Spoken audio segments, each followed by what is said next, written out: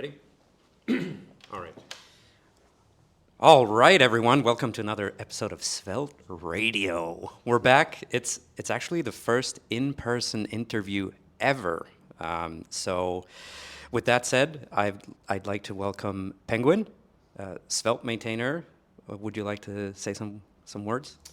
I am a penguin on the internet. I'm maintainer of Svelte, a maintainer of Gradio, and I am here in person with Kevin. Yeah, very nice. We're in Budapest. We're at JSConf, and it's great.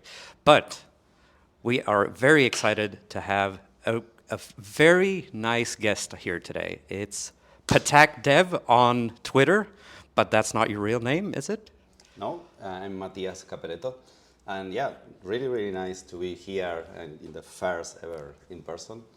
And I'm a maintainer of Vite, and I work at Stacklitz, where I get to do full-time open source. I have been doing this for like 2 years and a little bit more now. And really excited to talk with you too. Yeah, very excited to have you on. You're pretty well known now in the JavaScript ecosystem, especially with Vite pretty much blowing up and becoming like the de facto thing in the JavaScript ecosystem, right? So maybe you can tell us a bit about your background. Where did you start off as a developer? Yeah, I think my cat is known. It's not me the one that is known. Yeah, yeah. Zorro is the one that everybody knows. I can confirm you are not a cat. So I started a long time ago. I studied electronic engineer, and my first open source stuff was doing C++, like in Boost libraries kind of thing. Very different to the kind of collaboration we have between like all the frameworks and everything now. It was very like solo thing. So, and there was a lot of water under the bridge, but in the past, I think it's like 3 years already since Vite 2, I started to get into the game of doing open source again, and Vite was just at the point where there was a lot to do. And I got involved there in the early community.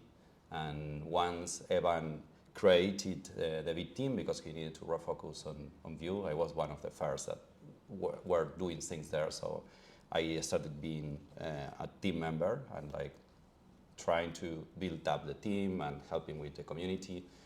And yeah, that's kind of like how the origin story. The origin, kind of like how I got to also know all of you, because like in like the origins of Vite is kind of like very tied to the Svelte project also. Right. And Svelte. Yeah. And before we go into that, maybe we can tell people what Vite is. That's a good question. So at the beginning, Evan Yu has a very hard time describing what is Vite. But and his way to describe it is like go test it.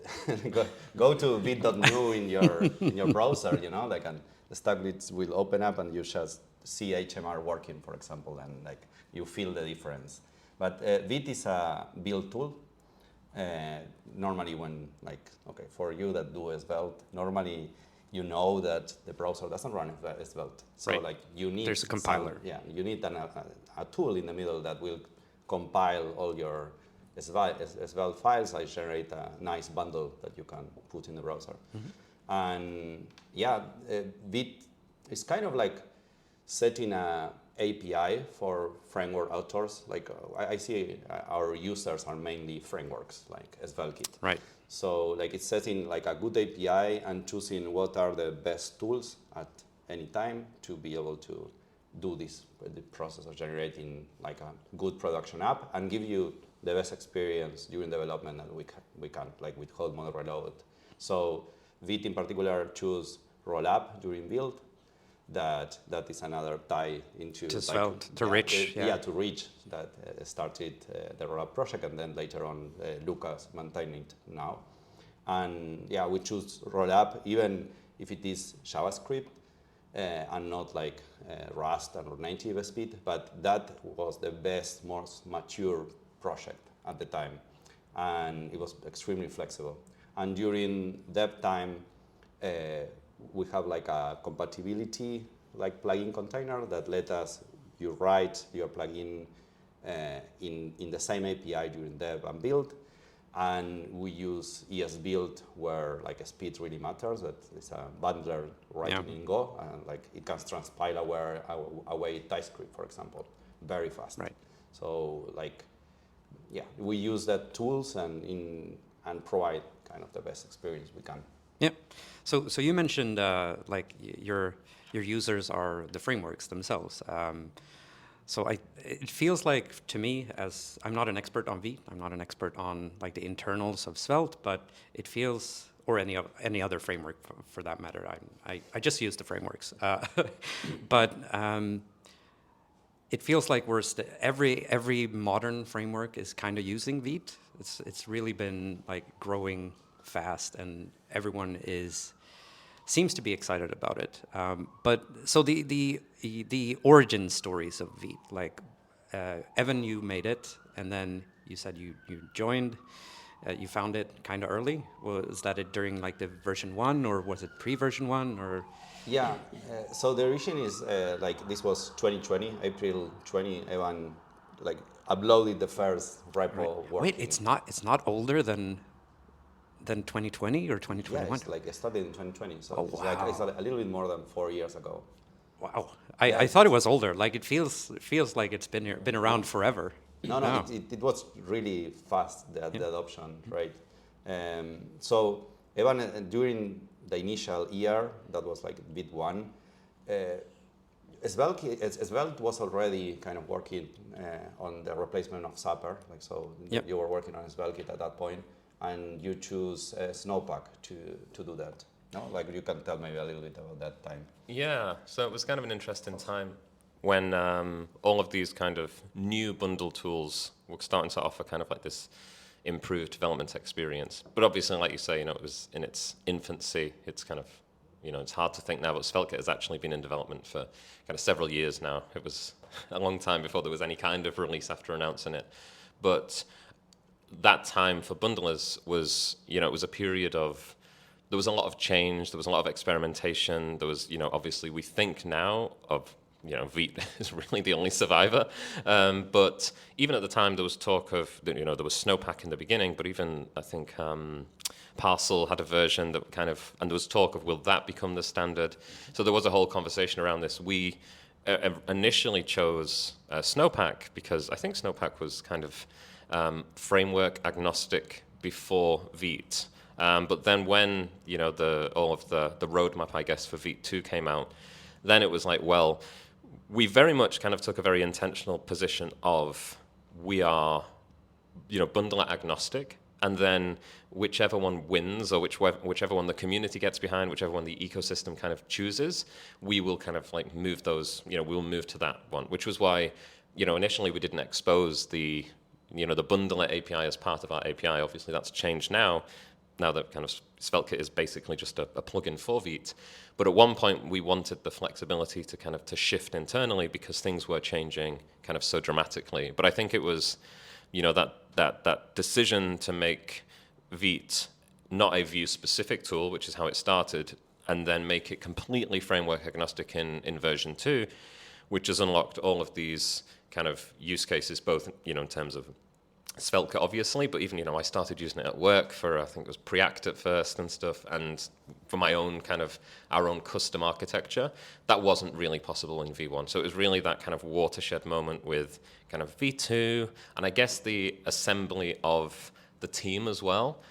It kind of felt like it wasn't, Evan's baby anymore. It kind of felt like a legitimate kind of cross-framework platform with a genuine kind of desire to be cross-platform. I guess at the time it's worth mentioning like WMR, which was also around the same time, similar ideas around performance, although obviously a dramatically different kind of take. But that was another thing that we kind of thought of at the time, is like, is WMR kind of, going to be useful? So it was, it's actually kind of first time I've really looked back properly on that time, but it was like a lot of stuff was happening and there was a lot of churn when it came to bundlers. But now, obviously gradually the whole ecosystem has moved, to Vite. And, we've obviously had a very kind of close collaboration with the Vite team, although it's kind of worth mentioning that, the Vite team and the Svelte team are, in some cases the same people. So to call it a collaboration, you're kind of collaborating with ourselves, right? Yeah. Like it's very interesting that like around 30%, I think, of the Vite team are as well team members, like Bjorn Blue B, Dominic G, for example. I don't know how to pronounce Greek. Yeah, Grigor. Yeah, Grigor Flizzer. Yeah. No, nobody knows. Okay. They know. Yeah. So yeah, it was interesting. Like one of the about that part, like one of the first things that happened when Evan created the team is that we said, okay, like then we need representation from each framework. So like we invited some of the more active ones to be part of the team. Then like Jorn came a little bit afterwards, for example, but like it was just, there was a lot of alignment, and Vite grow after Vite 2, also because it was pushed by the needs of all these frameworks. Like, and Svelte was like, you were all working a lot on it and had like a lot of needs, and yeah, like, and what is very interesting is that having this kind of users is like you have like the best kind of I don't know, like they are maintainers. They create a beautiful issue, and then like you say like, oh, how I will solve this, and you see like beep, and there is a PR to solve it, and I say like, okay, and then you merge it, and it's like I think this is why it was growing so fast. In the Vite 1 period that you mentioned, I think it's worth mentioning that all these projects, Snowpack, WMR, first I think that we could be talking about Snowpack, like it will be fine. Like it's just that between all of us, we needed to choose one. That was the idea. But I also felt during that initial time that it could be any of them.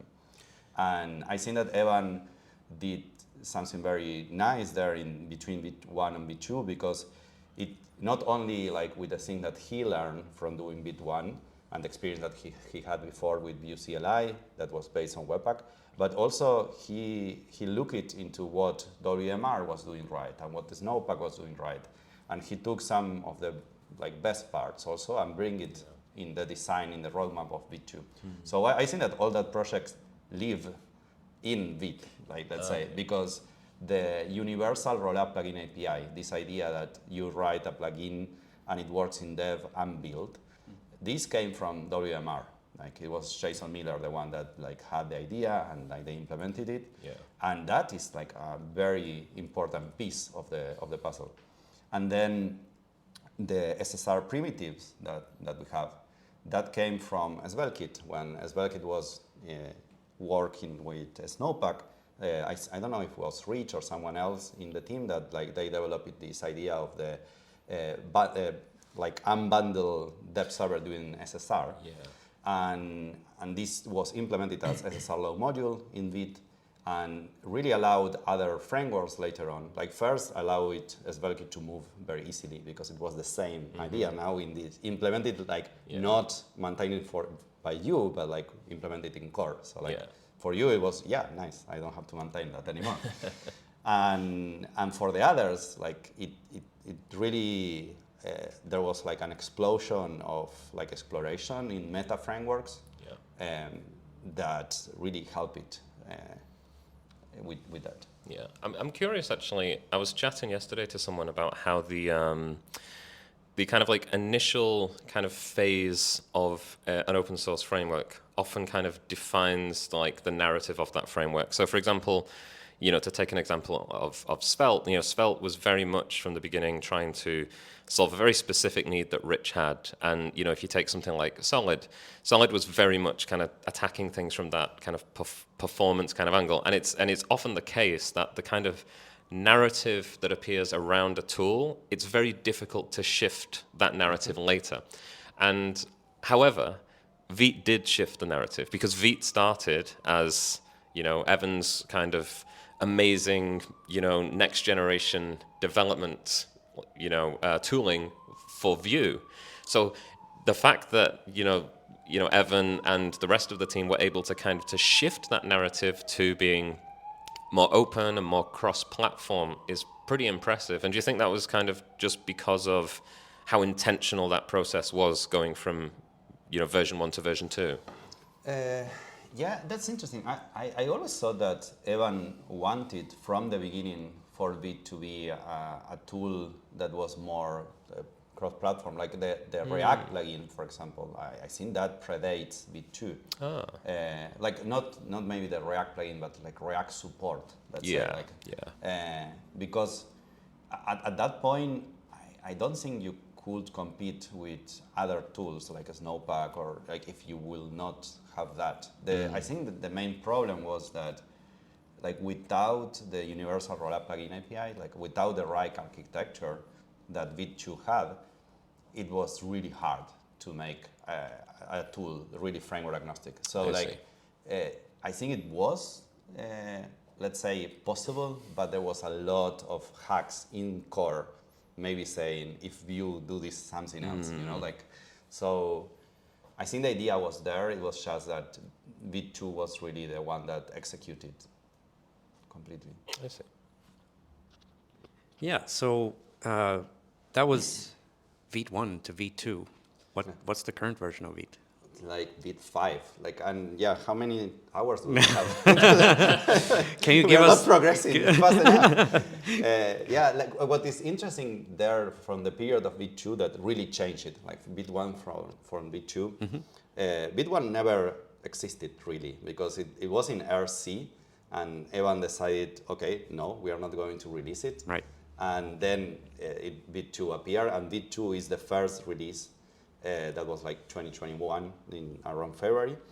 And from then on, once the team was formed and we started to have more users, as Valkit switched it from Snowpack to Vite, then later on, I think that particular moment was really important, like kind of like the tipping point for others to really say, okay, is like the ecosystem is choosing Vite. And then Astro ended up switching also from Snowpack to Vite. They were the creators of Snowpack, so that was an incredible moment because they took it very well, and I think they made the right decision, seeing how much Astro has grown in the past two.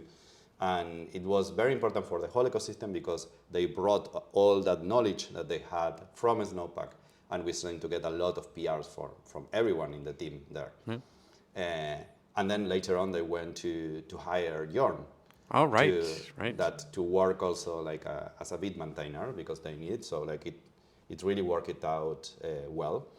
And like during all that first year, we were mainly polishing and making it stable and like makes sense. Saying no to a lot of like requests for new APIs and saying to people like, look, go make a plugin for that, so like we can keep core like slowly, and trying to support all these like power users, like meta frameworks that were appearing. So we released it Vite 3, I think it was around October or something, and from then on like Vitest appeared, for example, in December that year. We had that was a very big pain point with Jest because the ESM story was not working. They didn't have async transformers, so it was really hard to tell people, like go with Vite, it's awesome, but you want to test your app, it doesn't work. That tiny part that you usually want to do, that doesn't work. Yeah, it's kind of like a need. So there was an interesting like Vite meeting that like it was like, okay, maybe we need to do it. And I said like, hey, like, I put it, I think I wrote a message like in the chat, like Vitest, just that, like I put the name Vitest. And Anthony said like, oh, who wrote Vitest? And he went to NPM and it was free. Now I had taken Vitest. Oh, perfect. So like he took it, and then like that night or a few nights afterwards, like there was Vitest. and that was also a really interesting example of like all this community and like of framework collaborating in Vite flocked to the new Discord that we created for Vitest, and also like there were again people from like the Svelte community and others that make sure that Vitest worked well even before we open sourced the thing, Right. that worked well in all the frameworks. And then like after 3 months, that there were some other maintainers, awesome people that took over, like even shout out to Vladimir Sheremet for all the work that he's doing there, and like Ari Hiroshi also later. And like it went up and like it worked everywhere. Like Right. that was really interesting. And yeah, from it kind of like kept evolving with a lot of new plugins. The Rollup plugin API, again, shout out to Rich for creating such a beautiful API, and Lucas for like maintaining and extending that, because it really allow it for like very wide collaboration. Like there's starting to be projects like Vite plugin PWA, and then if you want a PWA, you just put that plugin in your pipeline, and whoop, then that's it. And of course, there's a lot of work involved into that plugin, but like of course, for the user, it feels like magic. That's interesting. Like, other than like front-end frameworks, like, are there other that you would consider users of Vite that you wouldn't expect, like someone like me who's mainly just a front-end developer? I would just expect front-end frameworks to use Vite, but are there other parts of the ecosystem that use it? So I mainly I think that the collaboration is with frameworks, because like that is the most also active part, let's say, around us also. So it feels that we are building it together, but there is a lot of people using Vite without a framework. Like if you just are doing like an SPA and like need something simple, maybe you don't need like a whole full stack framework with like SSR. And you see the stats, and there is a lot of usage of like, I don't know, like a lot more Vite plugin React usage compared to like the frameworks that are doing like Remix or these other frameworks using Vite. So they are final users also. Yep.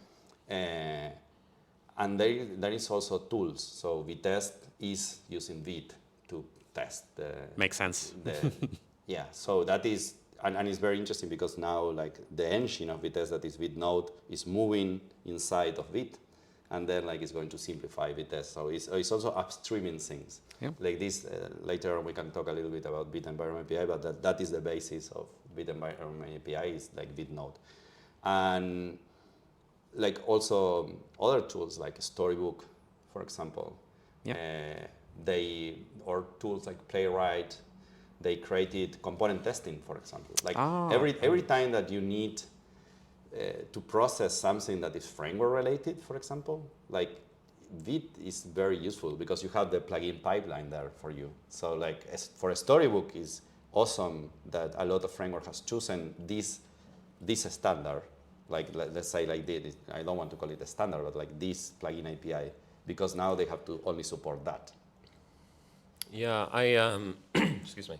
It's kind of interesting, the kind of gradual adoption of kind of Vite, or that Vite like plugin pipeline, like you say, because at work we use a variety of different tools, but we basically kind of use Vite for kind of all of them. You know, we have front end, and we're not using a framework, but we're using Svelte, which obviously Vite is the natural choice, partly just for the dev experience, but as well, you know, the nice APIs. But then we also use Playwright, and then sure, if you're doing full end-to-end testing, you just build your application, it's fine.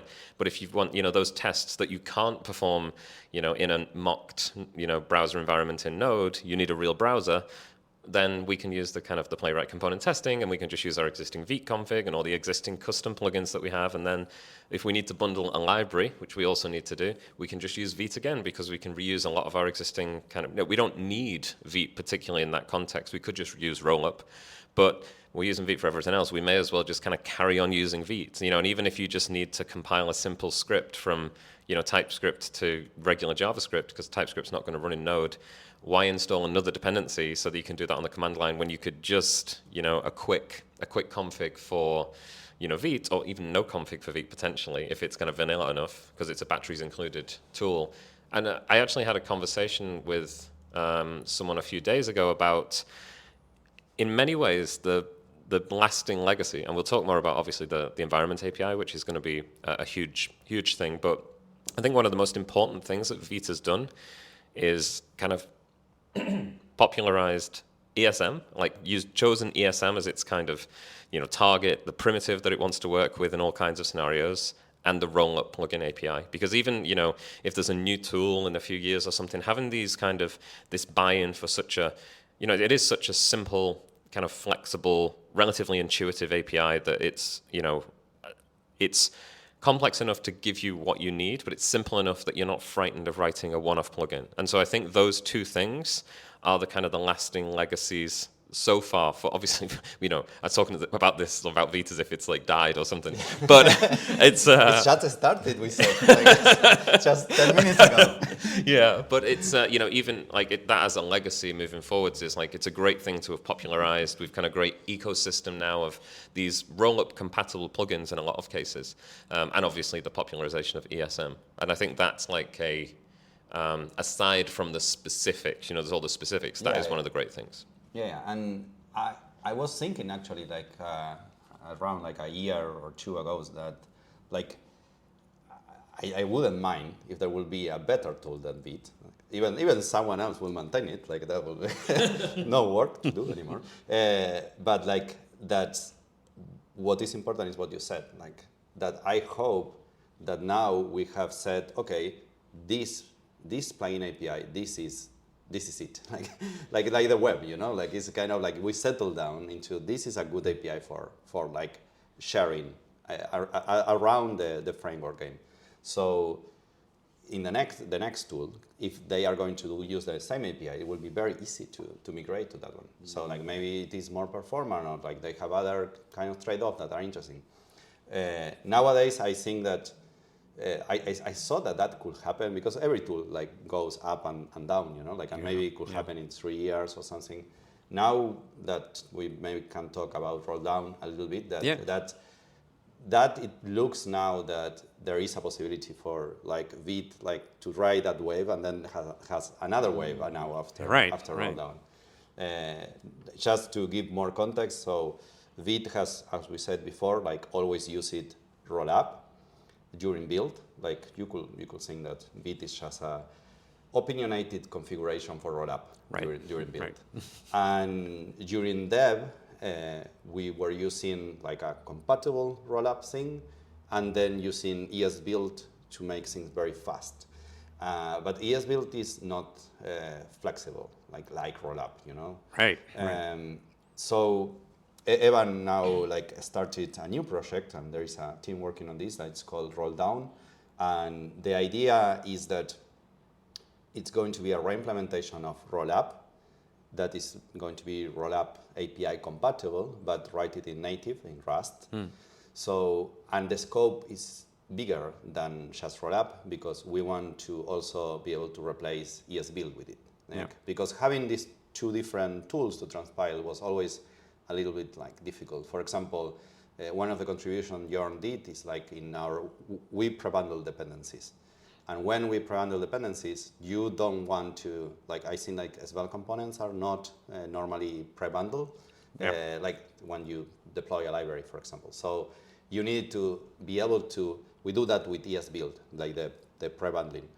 And to teach ESBuild to how to deal with the SVL components, like we need extensions, like and like things that just to configure ESBuild. So like when you use like Vite plugin as well, it actually injects these kind of like ESBuild plugins also to make this the whole thing work. And it's always having like two different things that has two different set of bugs, maybe like a different way to configure some like things. So the idea of having only one tool there that will be used for everything.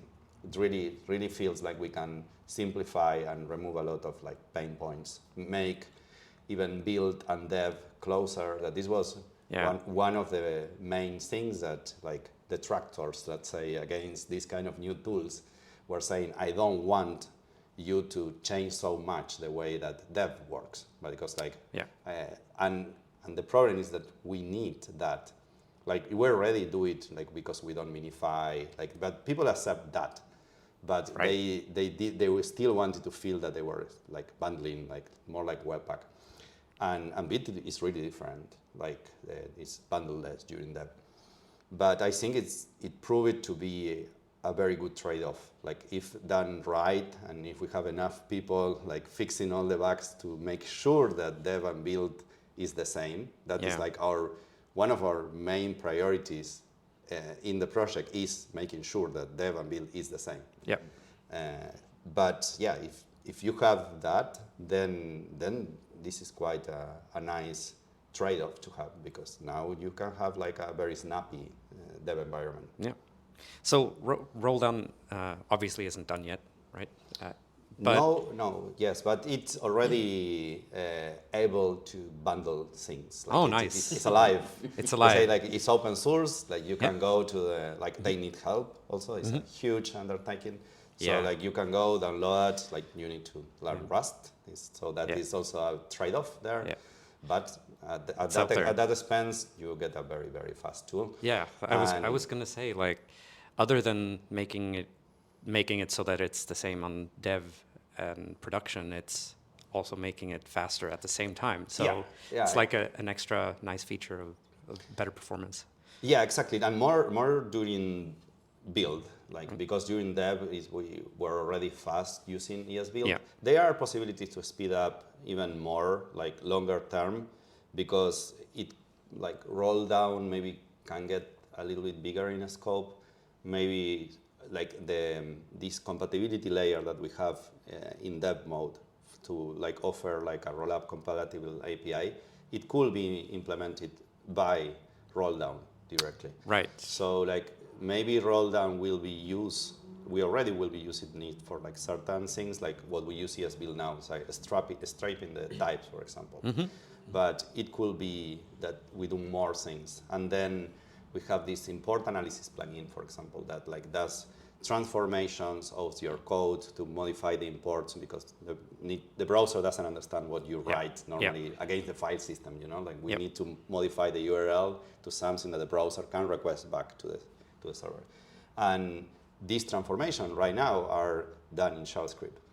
And maybe for these core plugins, if we have like the plugin runner in Rust, it makes sense for at least some of them to also live in Rust. Yeah.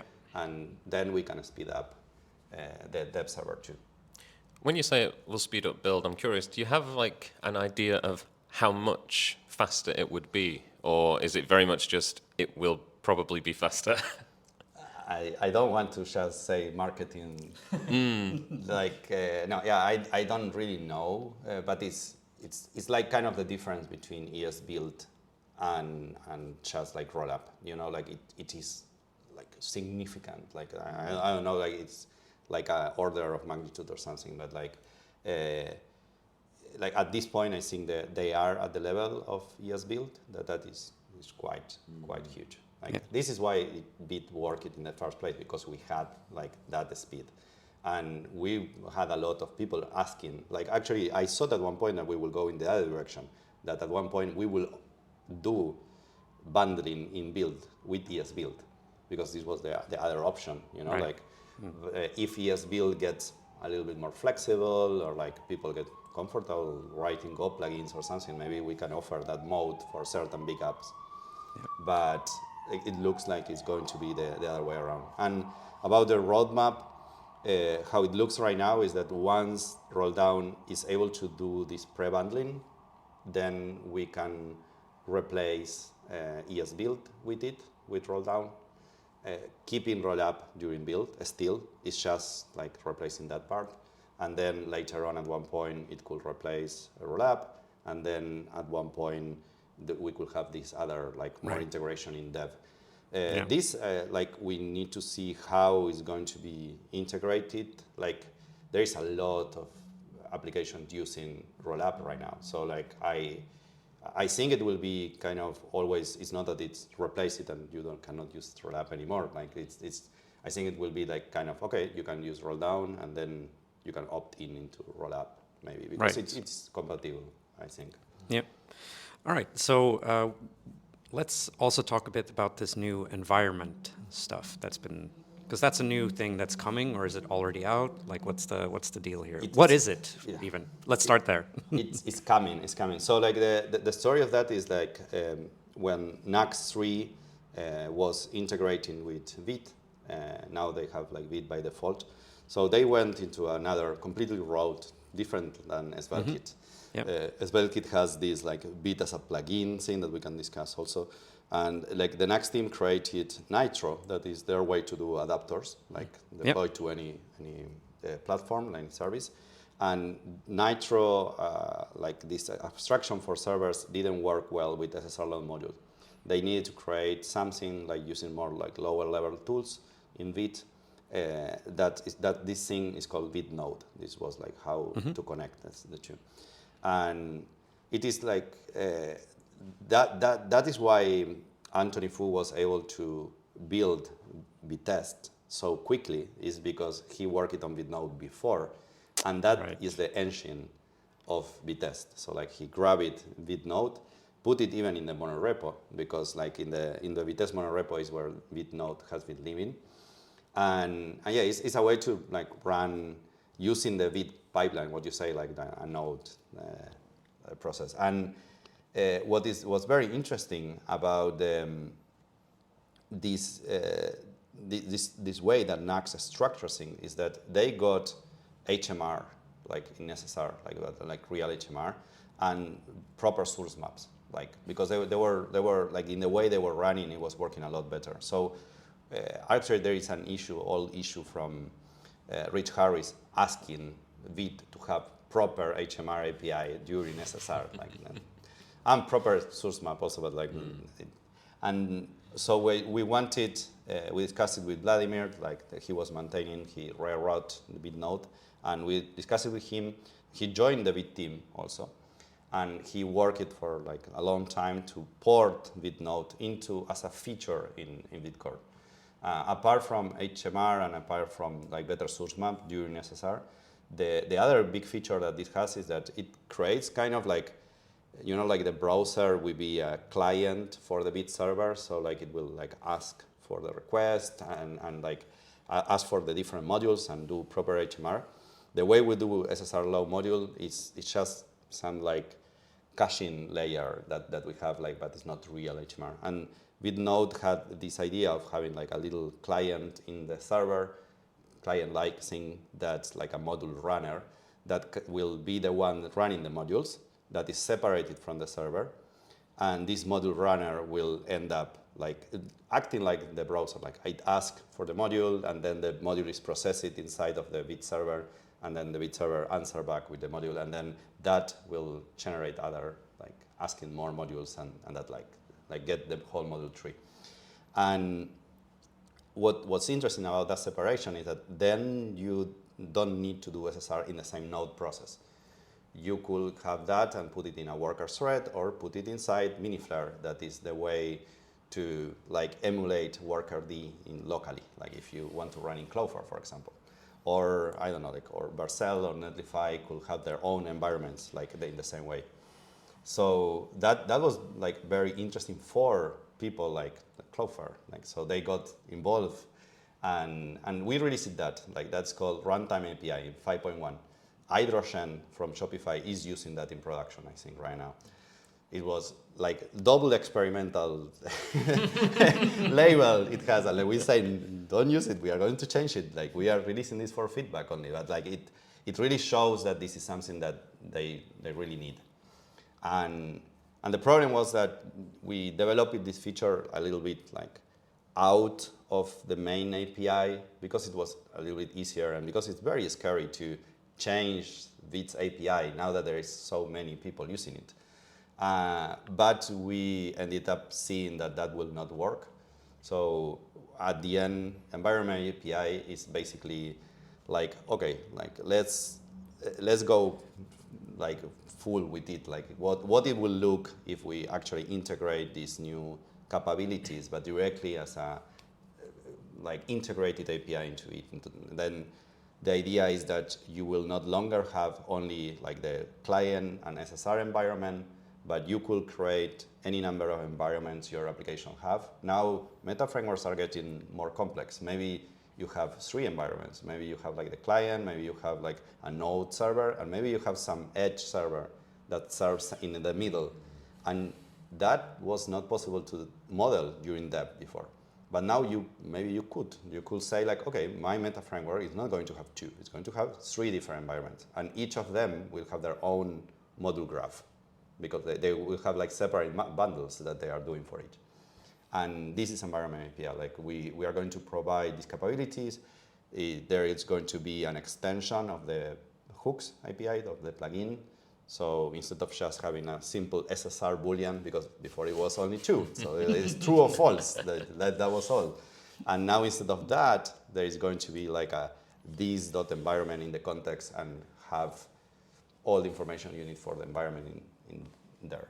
Yeah, and so I guess an example of this for, especially for the Svelte community would be, you mentioned Cloudflare, and, recently a lot of work has gone into the Cloudflare Adapter for SvelteKit, and, the challenges around, we had a whole conversation, we've been having a whole conversation for a long time about what about dev? Because dev has always just been Node with SvelteKit. It was never, it was never anything else.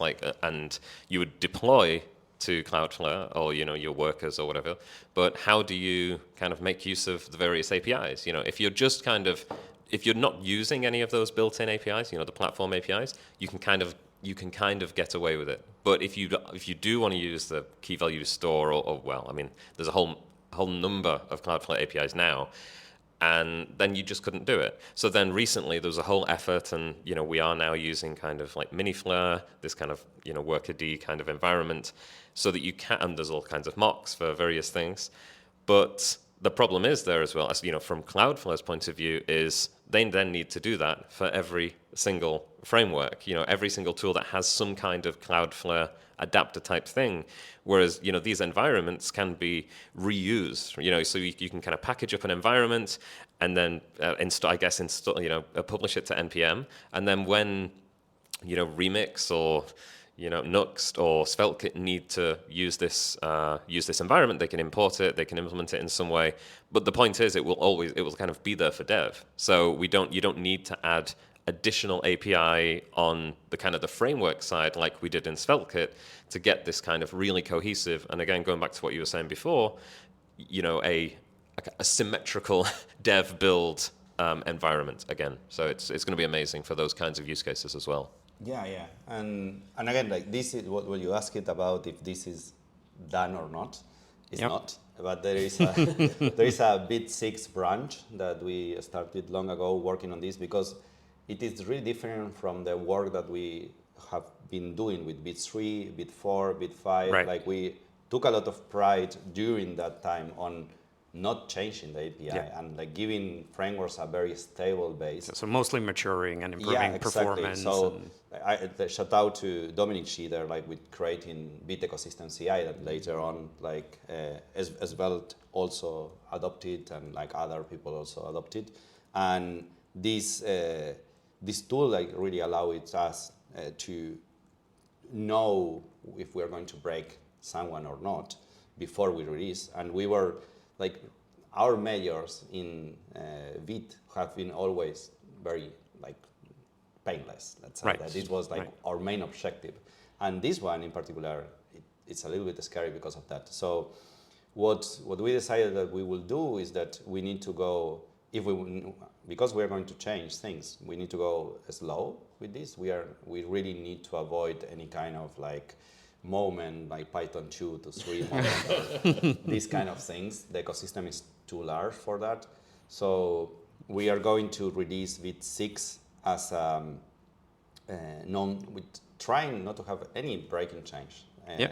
And we don't even going to promote this API a lot, in the sense of like plugin authors maybe shouldn't start using it right away, because for example, like if you want to use it, like you can use this.environment in your hooks, but this.environment will not be there in Vite 5.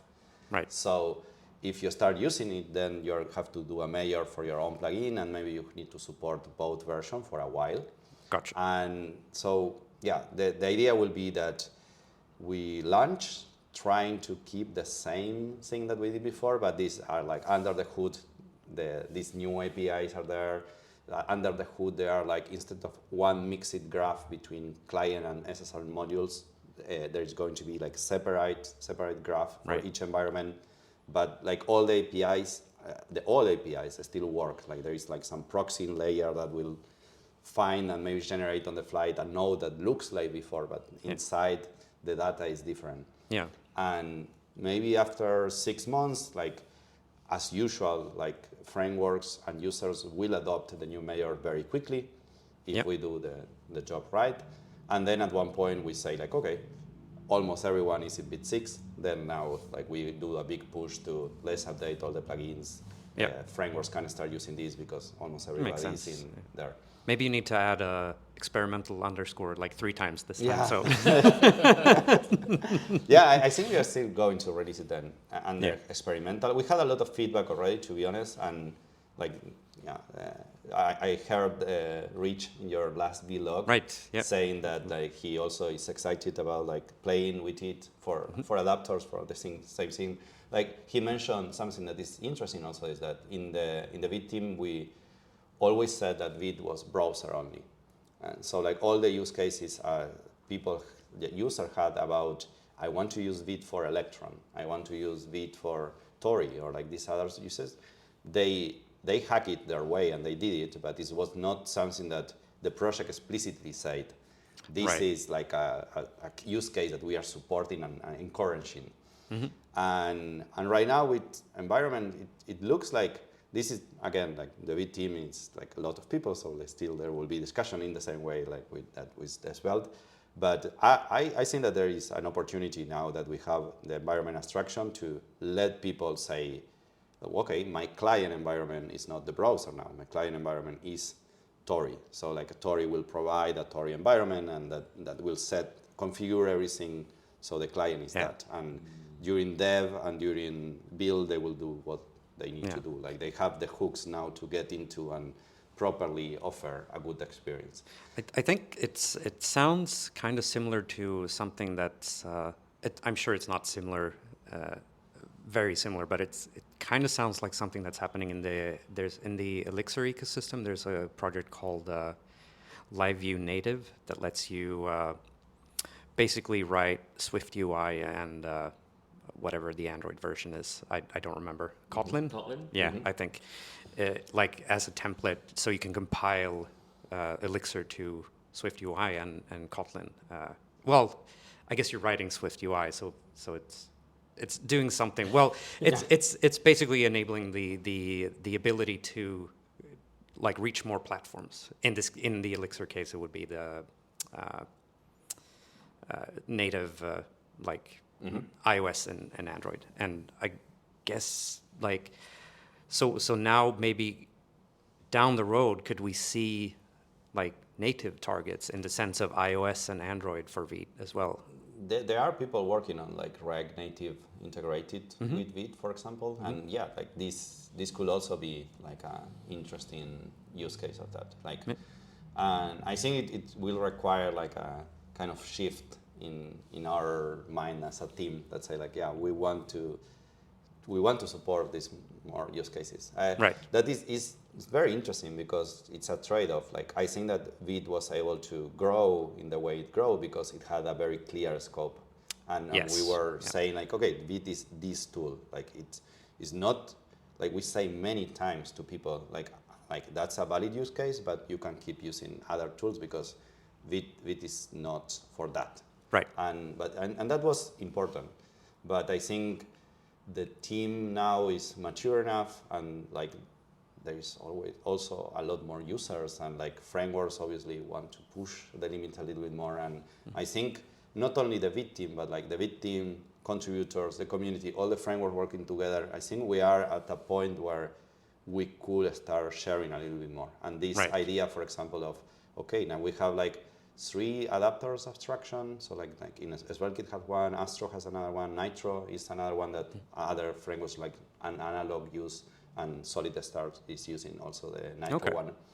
And so like we have like these 3 different, and this is why Cloudflare is pushing to, I like it would be nice if there is like they are sharing this. So like we also only need to care maintaining one instead of 3. Like, so I think it makes sense that we keep talking. We keep doing the same thing that we have been doing, like trying to keep saying what from everything that we are doing is common, and that then like trying to put it on in a plugin if possible, obviously, but if not, maybe we need to extend core a little bit more. Right. Okay. So that's the latest in Vite. Let's talk community and ViteConf. Oh, nice. So when is ViteConf happening? ViteConf this year is going to be October 3. Everybody is invited. I actually like. It was very nice to meet you in person because I say this, but I want to say it also in the recording because when we started doing the first ViteConf, this a little bit of history there. Like once Eric Simmons, the CEO of StackGrid, like hired me, like one of the first discussions we had was like, right, what do you think about doing a Vite conference? And I said like, what? and more or less because actually like Dominic, I think was one of the people that already mentioned before, like, hey, it would be nice to do a meetup or something right. like that. And Yep. there was some movement in the community, but like we definitely didn't have the resources of like the idea. But once, one of the things that I did when I started working full time is that okay, I have more time, and then like there was like the marketing side of StackGrid that could help also, Yep. and this kind of thing. So we did ViteConf, and that was a very interesting moment, the first ViteConf, because it really showcased how wide the ecosystem have become. I think it put it at the spotlight. Like we talked it with every team, like and so like Rich Harris did the like Svelte kit talk, and then like Ryan Carniato was there doing the Solid talk, and like Evan of course was doing like a talk about, well, he did the talk about Vite, but then like Daniel Roy was with Nax, and Anthony Fu and like so many others like maintainers, also maintainers in the ecosystem, like all together. I think it was like 40 talks or something. Yeah, it was like a 24-hour marathon. It was long, but it was good. A lot of we content. didn't sleep, but because we wanted to do this thing about like reaching out all the world. Let's say like no matter where you get up, then you can see the 12 hour of content because it's 12 hour repeated. And when we were organizing all the things, like we were discussing how we do it, and like Svelte Meets was one of the things that we had there very high in our mind. Oh, thank you. Because like we really enjoyed like the vibe and the way, for example, we use Discord to do the conference because we think that it's very good that all that activity remains in the community later on. Like there is new people coming because of the conference, and then they stay, and like we really like that. And we did that because Svelte Meets was using, right. Like you were having like discussions while you were watching the talks also, and it was like so lively. Like the Svelte Discord in general, like I think like it was also not only for the conference, but like it was also a very heavy influence when we did the Vite Discord. Right. Because like your Discord has always been extremely lively. Right. And like there is a lot of very helpful discussions, and I don't know, like the vibe feels like right to me. Yeah. So thank you for. No, I'm happy you copied a bunch of stuff. If you like took inspiration or whatever, that's great. It's interesting you mentioned the issue of wanting to have it be available for everyone around the world. Mm-hmm. It's something I've experimented with. Like, so I'm in Stockholm, right? So I'm in Europe, and that's one time zone. But then there are a bunch of folks in the U.S., and then there are a lot of people in Asia. So how do you make it work? Like, you could do what you guys did and just like do 24 hours, of course. Yes. But I it's try. It's not sustainable. You can do it one day. Yeah. No 2-day conference for sure. No. So I've experimented with like, when in the afternoon do I hit the most people in the world to see it, and then also you want to be able to like have the speakers be there when their talk is going on, and that's another problem because you have speakers from all around the world, so you need to kind of time it so it has to be in a certain order. Lots of fun problems to solve there. Yeah. Well, it helped me there that we have like these 12 hours and it's repeated twice, so speakers can be. Yeah, they can come choose. for one of them. Yeah. No, which one is the one good that point. is best for them. But yeah, like it's a very interesting conference. Like I really advise, suggest, I don't know what to say, like that people get into the Discord when the conference is there, because the speakers, and not only the speakers, like the Vite Discord during that day is a place where a lot of different communities get together. So like during the Svelte talk, you will have like the Svelte Discord for a moment came to visit the Vite Discord, and then like during the Astro talk, like the whole Astro Discord is there talking, and then like it's I think it's really like it's fun. Interesting, and I love that it highlights this collaboration and this spirit, and you have like in like I don't know, like during 4 hours maybe like the tracks about the frameworks, and you see every framework one after the other, and you see that people are like let's say like you don't feel like that competing, like my framework is best or whatever, and it's a lot more about like, oh, that's cool, like they are doing a cool thing, we should also do that. Yeah, we should also do that. And it's not only that, it's because you don't only say like, oh, we should also do that, and then start to like copy the thing. It's more like, oh, that's a good idea. Let's improve on it in some way. Or exactly, like, would you like to do a plugin for that? So like we can share it, and this is like also a place for not only for people like users in general, but also even for maintainers to connect. Yeah. All right. I think we're getting close to the end here. Is there anything that we've not talked about that we should talk about?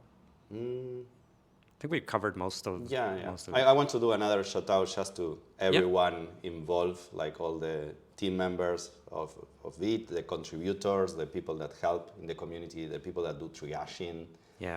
Like really open source is a game of so many people.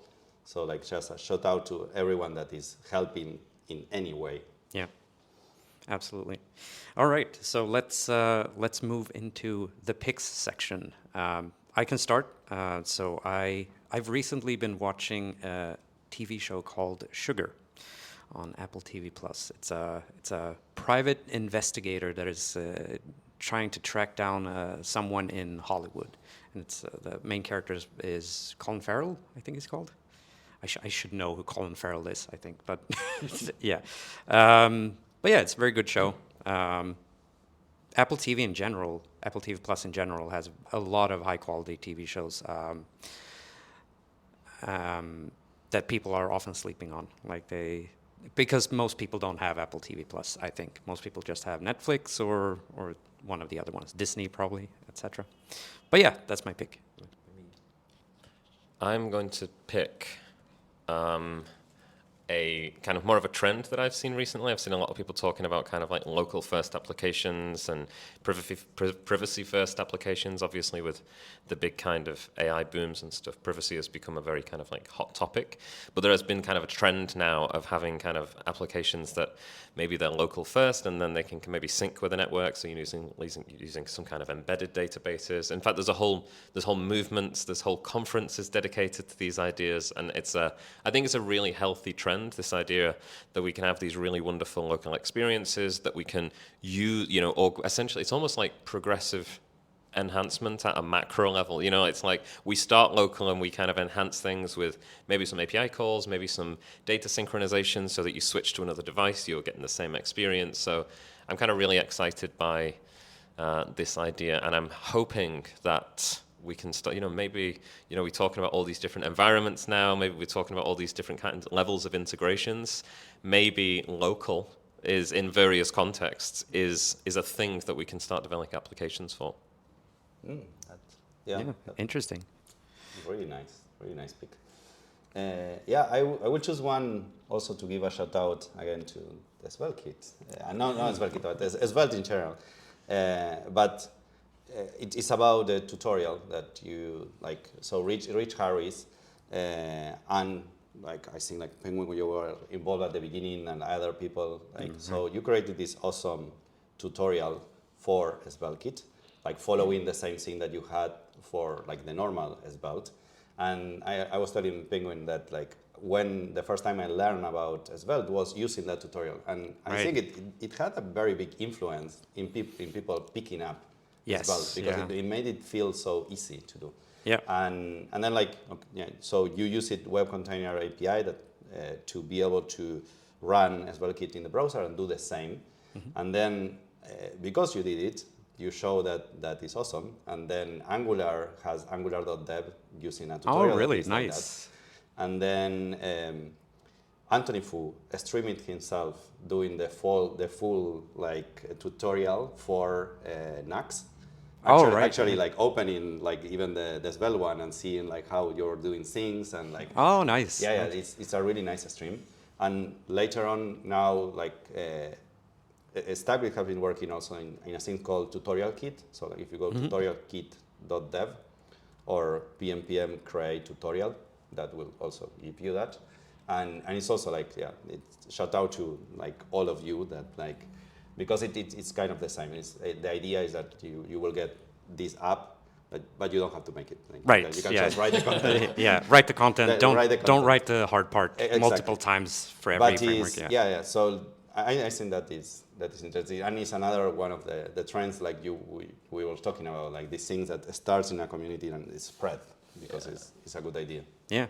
That's a great pick. I love I love interactive tutorials in general. Like, I think it was what made me like actually try Svelte, because every time so when I found Svelte in 2019, I remember the website and I remember like trying it on the tutorial. Like, but I found it on Hacker News, and on Hacker News you see all these frameworks showing up, but you hardly ever like actually try them. You just open the landing page and you're like, oh, this looks interesting, I'll try it later. But if you have an interactive tutorial, it's very easy to just go in and just try one thing, and then you're like, oh, this feels very good. Like, I'll actually have to try it properly. But yeah, all right. I think that's it. Patak, thank you for joining us, or joining me and Penguin, or Pete. Thank you for, maybe I doxed you now, sorry. Thank you for joining as well. Thank you for having me. Yeah, thanks a lot, like it was a great discussion. Yeah. And whenever you want. Yeah, absolutely. I will definitely invite you back on. All right, and with that said, thank you to all the listeners, and you will hear us next week again.